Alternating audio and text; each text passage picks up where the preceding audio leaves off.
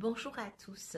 Aujourd'hui, nous allons choisir le terreau qui sera nécessaire à nos futures plantations.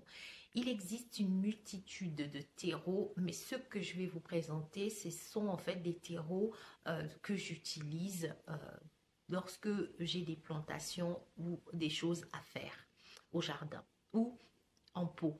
Donc voilà pourquoi il ne s'adressera pas seulement au jardin plein terre, mais beaucoup même à ceux qui pratiqueront leur jardin sur un balcon ou une terrasse. Alors qu'est-ce que c'est qu'un terreau? Un terreau est une terre végétale qui est enrichie en engrais. Alors, donc il existe plusieurs types de terreaux. Donc on a le terreau universel.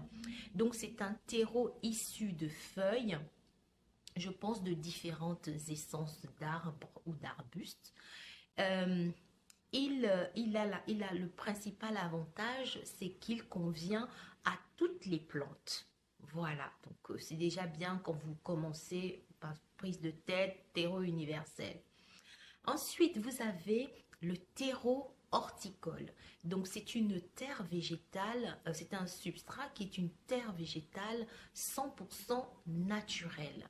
Son principal, il est riche en humus. Donc, l'humus, en fait, c'est la décomposition des végétaux. Donc, c'est une terre riche due à la décomposition de différents végétaux. Donc, elle est riche en humus et son deuxième avantage, c'est qu'il contient le phosphate, l'azote, la potasse, qui sont les ingrédients nécessaires au développement d'une plante. Voilà. Donc, ensuite, on a la terre végétale qui est une terre riche tout simplement en humus. Ensuite, vous avez la terre de bruyère. C'est une terre qui a été travaillée, qui a été acidifiée pour convenir à la plantation de certaines plantes, comme le rhododendron, comme les hortensias, ou encore les hydrangeas, ou les camélias et bien d'autres. Ensuite, on a le compost. Donc, le compost est à la portée de tout le monde. Donc, c'est un processus euh, euh, de la décomposition, en fait, des végétaux. Donc, que ce soit des épluchures de légumes, de fruits. Attention, par contre, on ne peut pas tout mettre à l'intérieur.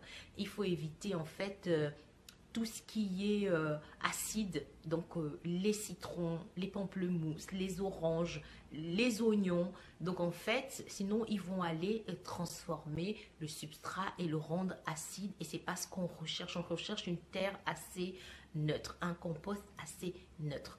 Et ce compost-là convient en fait à toutes les plantes. Son principal, en fait, moi, ce que je fais souvent, c'est que je vais le faire là au mois de mars. Dès que le printemps est là et que les plantes ont commencé à pointer le bout de leur nez, moi, je vais aller les nourrir. Alors, je ne peux pas toutes les nourrir. Je nourris les bébés et les petites parce que les vieux, ils se déberdent.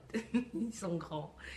Voilà, donc je commence à nourrir ceux qui sont jeunes, les moins jeunes, bon pas les moins jeunes, les ados, je les appelle comme ça, ouais, on nourrit les ados, les adultes se débrouillent, voilà.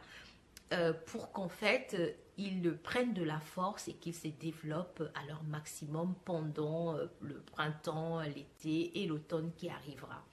Alors, il existe maintenant aussi les terreaux pour plantes d'intérieur. Alors, je vous pouvez pas savoir le bonheur que ça me fait d'avoir enfin un substrat spécial plante d'intérieur parce que je ne savais pas, en fait, je l'ai découvert tout récemment. Et donc l'avantage de ce substrat, c'est que vous avez déjà tout est dosé, voilà, le drainage est dosé, les engrais sont dosés, voilà. Parce que avant, moi-même, je fabriquais mon petit substrat, un peu de terre de scie, un peu de terre végétale, un peu de terre de jardin. Bref, si bien que parfois j'avais souvent les plantes qui n'étaient pas en pleine forme. Alors qu'avec ça, ce substrat déjà tout fait, ça va vraiment nous faciliter la tâche. Mais ça n'exclut pas quand même qu'il faille rajouter des drainants. Donc il y a du sable de rivière, il y a de la perphalite pour les plantes d'intérieur.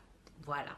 Donc le sable de rivière est vraiment incontournable parce qu'il permet d'augmenter le drainage de la terre.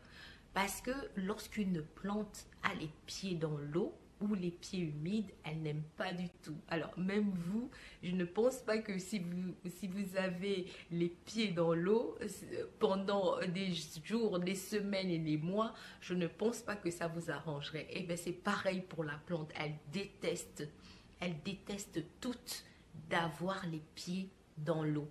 Donc le fait de mettre du sable à leurs pieds permet en fait qu'elles puissent retenir l'eau nécessaire en fait pour étancher leur soif et elles rejettent l'eau dont elles n'ont pas besoin grâce à ce drainage qui est très bien fait. Sinon, ça peut entraîner le pourrissement des racines et la mort de votre plante. Que ce soit à l'extérieur comme à l'intérieur, c'est très important.